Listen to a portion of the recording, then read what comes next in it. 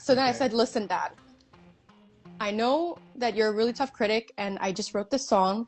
Tell me if you hate it, tell me if you love it. If you hate it, forget about it. Forget it ever existed. If you like it, good. So then I played it and my head was kind of, I don't know how to explain it. He is sitting behind me, so I can't see his reaction. All right. So then I remember when I was done playing, I turned my head towards him and then his jaw was just down. And he was like, you wrote that? I said, well, yeah. He said, can you play it one more time?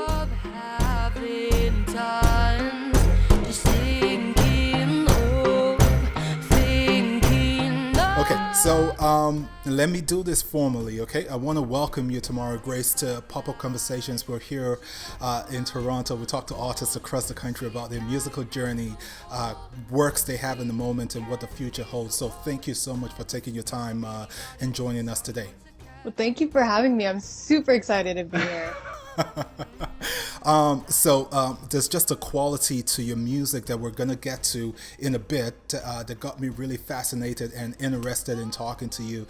And I'm so excited to talk about your single that's out right now. But I think it's very important that we give this all a context. So if you could tell me, just take me back to where all of this started and, just paint us a quick picture of how you got started.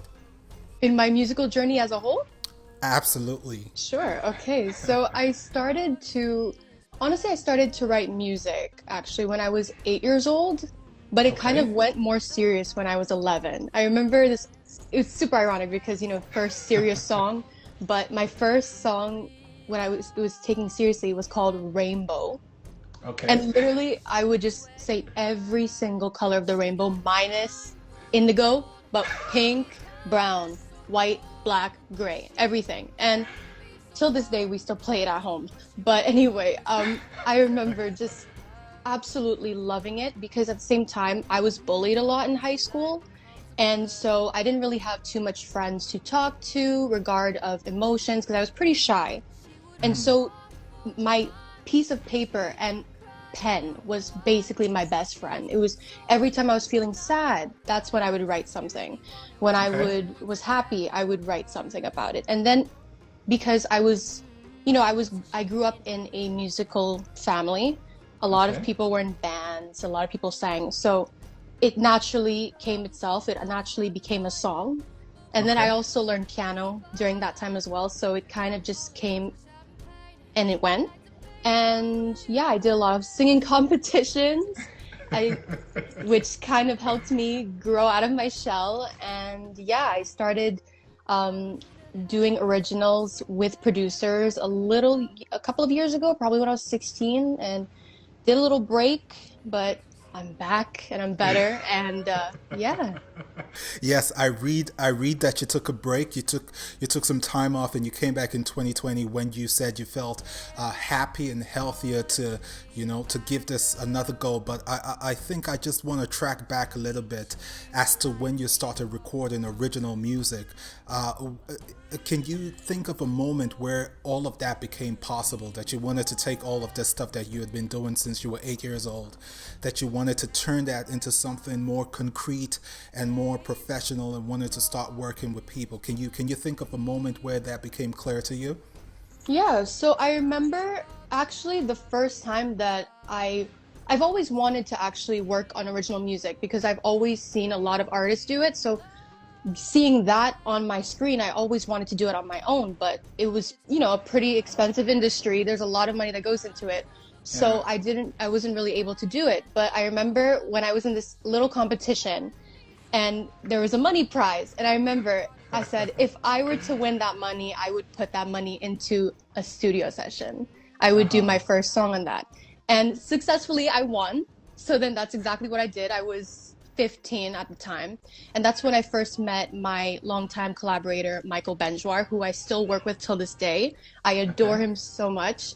And yeah, just being in that environment was super overwhelming because, given I was really shy at first, I had to open my shell. I had to communicate with people. And yeah, just being able to go into that environment really opened my eyes and I really told myself that that's exactly what I had to be doing.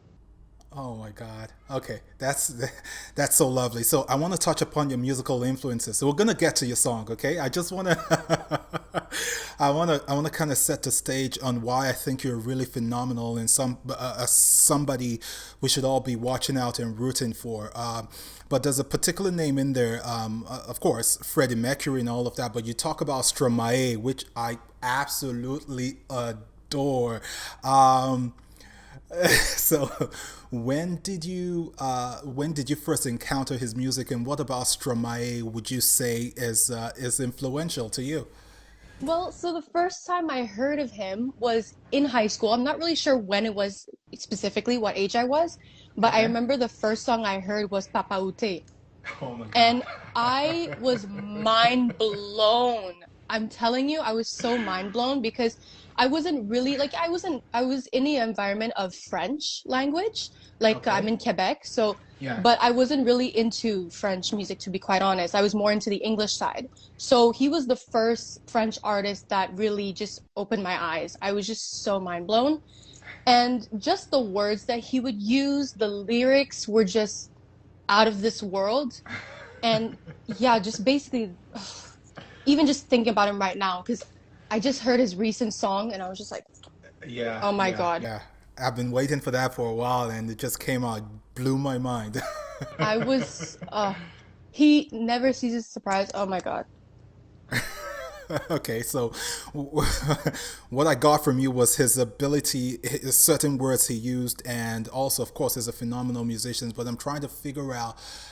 There's Lady Gaga in there. What about all of these artists do you think, has inspired you or has been influential to how you produce music? Honestly, I just really like the way that they all portray themselves, the way that they want to portray themselves. They don't Gotcha. force themselves to be anybody they're not. And Hmm. also, I really like, because I'm a songwriter, right? So I really love lyrics, and I like how they all have their own way of portraying music. So they all have their way of structuring, they all have their ways of storytelling, the way that they use their words. Like Stromae, for instance, he likes to use a lot of words that are pronounced the same way, but they have different meanings. So I really like Okay. how everyone has their own take in music. And that's what I really like about all of them. And also their music, of course, right? Awesome, awesome. Okay, I want you to tell us about Bad Girl. I started to listen to it, and I'm gonna tell you what I think about it after you're done. But it just has it feels like lightning, trapped in the bottle. It's so powerful and so strong. It's like a force. I know it was released November 26th, but tell us about it, how you wrote it, and what you're trying to say with that particular song.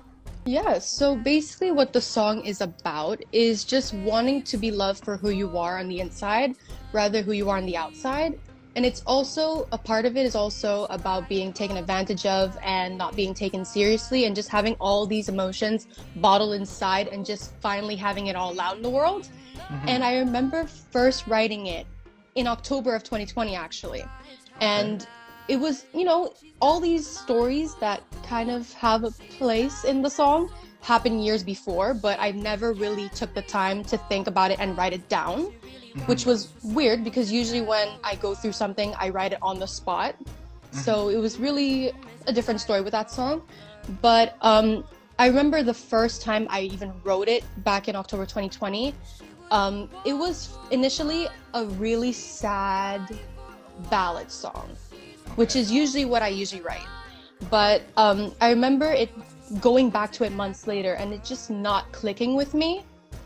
It's just I had no connection 100% with it. So I went back on it and then went on my keyboard piano, played it again a couple of times and told myself, okay, I have to redo this song because it's just not connecting with me. And if I can't, achieve what I'm, expecting it to be, then I'm just going to forget about it, put it in the trash and just forget about it.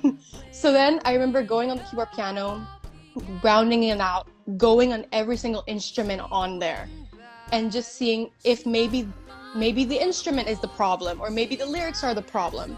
So then finally I found this weird guitar sound that kind of sounded like a Wild Wild West kind of feel to me whenever I would, listen to it and picture in my head. Okay. And then I thought to myself, okay, that's exactly what it needs. Let's try it. So then I played it and said, okay, we're getting somewhere. We're getting somewhere. So then I told him, then that was fixed. And then another problem. The lyrics were the problem. So then I had to redo it. And then I had to match the sound with the lyrics, right? So I redid everything, the sound, the lyrics, and then finally everything just was like a match made from heaven. Quite literally. Everything flowed all of a sudden. Gotcha. And then I remember calling because my parents are actually my first critics. They're always my first critics. So my mom was busy. So then I called my dad in my room. I said, sit down, relax. I'm going to play some songs like we always do. And then, he thought that it would just be songs that he heard before and we would play it over and over and over. But then in my brain, I was like, okay, this is 50-50 chance. We're either going to play the song or we're not going to play the song, because I always tell this to my friends and family and everybody. I compare him to like a Simon Cowell. He's really serious when it comes to critics. It's like he'll tell you the truth even though it hurts. Gotcha. So then that's why I was just a little anxious about the song. I was like, this is super out of my comfort zone. This is very upbeat. When I write super sad songs, I'll make you cry in the bathroom floor. So I was like, what's going to happen? So then I said, listen, Dad, I know that you're a really tough critic and I just wrote this song. Tell me if you hate it. Tell me if you love it. If you hate it, forget about it. Forget it ever existed. If you like it, good. So then I played it and my head was kind of, I don't know how to explain it. He is sitting behind me, so I can't see his reaction. All right. So then I remember when I was done playing, I turned my head towards him and then his jaw was just down. And he was like, you wrote that? I said, well, yeah. He said, can you play it one more time? I didn't know what he really meant because he just said, you wrote that. So I didn't know if it was good or bad. So I was like, okay. I was stressing. I played it again, turned my head to him again. And then he looked at me and said, we have to call your mom down here right now. So then we called her in. I played it again and again and again. And finally, we all agreed. We were like, okay, this has to be the next song. This has to be the next song. And yeah, that's how it came about. Awesome. That's, oh my God, that's an incredible story. Like I read bits and pieces from your bio, but again, the way you tell it is just so amazing. And that you're able to share that kind of bond with your father in this process of creating music, I think is just remarkable. In terms of just tone and sound sonically, what were you trying to capture? Because I think when you explain that, it feels like emotions that have been trapped inside of you. I think the instrumental or the music itself kind of expresses that. You have this heavy drum that's pulsating all through. How was that intentional, and why did you choose to do that? I really wanted to portray a bit of like an anger kind of feel of a song. I really wanted actually, when I think about it now, when we were writing the song, because when I was initially writing it with the guitar that I had on the keyboard, that's all I had as a reference. So it would just be like dun dun dun dun dun dun throughout the entire 3-4 minutes. And I remember when I showed it to my dad, he was the one that actually put the beat, the stomping of the feet. That's what he used, his foot. And he went dun dun dun. And then when he added that kind of really added to in my head that, okay, this has to be more of an angry song. It's not like kind of like, calm down like the way I initially thought it would be. So when he added that kind of put in perspective for me. Okay. And yeah, so that's what I really wanted to do. Kind of like an angry song that you're just tired of everything, tired of being, mistreated, but you can also dance to it. So it's kind of like the best of both worlds. Awesome. I'm a fan of the song. I really love it. Just a comment here. What's all of this building up to? I know that you released one song before, and this is kind of like your second. Would this be your second single that you're putting out? Bad Girl would be my third single. third single. Okay, so are these gonna be a collection that are going to make it into an EP or something? Well, actually, the first two songs that I released are actually a part of a little EP mini series that I made. And Okay. the third song will actually be released next year, sometime next year. Okay. And so yeah, those three are gonna be tied together. But Bad Girl is still, we're still not sure about her. Still not sure about her, but it's a really good song, Tamara. I'm really excited for the world to hear it and to listen to it. And I think you're someone to watch for real. Could you tell us what the future holds? Ooh, so there's a lot planned. There's a lot planned. So towards the end of this year, I'm kind of keeping things relaxed. I'm focusing on having the song just flow. But Okay. next year, there's a lot of things planned. So I've been working actually with a couple of people that I can't name right now, but Okay. super cool people that I'm so honored to have been working with since September. And we've Okay. been working on a lot of music. We've been recording back and forth. And these are songs that are going to be released in 2022. So I'm super excited to be releasing those. And also, gigging is something that I really do hope that I can do next year since, for the past couple, maybe 1 or 2, 3 years, it hasn't been a thing for me and for the world. So my focus is really for everyone's health. And so hopefully next year it'll be a door opening that we can possibly do that where I can sing in front of people face to face eventually.